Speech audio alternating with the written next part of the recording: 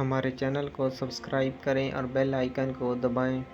حضرت عمر بن خطاب رضی اللہ تعالیٰ عنہ نے اپنے دور خلافت میں دودھ میں پانی ملانے کی ممانعت فرما دی تھی۔ ایک رات اطراف مدینہ میں کسی ضرورت کے لیے نکلے، اچانک ایک عورت کی آواز سنی۔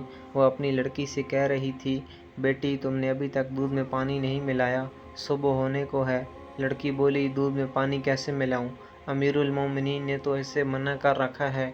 بڑھیا اور لوگ بھی تو ملاتے ہی ہیں، تم بھی ملا لو۔ امیر المومنین کو کیا خبر؟ لڑکی، اگر عمر کو خبر نہیں تو رب عمر تو جانتا ہے، جب ان کی ممانعت فریق ہے تو مجھ سے تو یہ نہیں ہوگا۔ اس لڑکی کی گفتگو حضرت عمر رضی اللہ تعالیٰ عنہ کو بے حد پسند آئی۔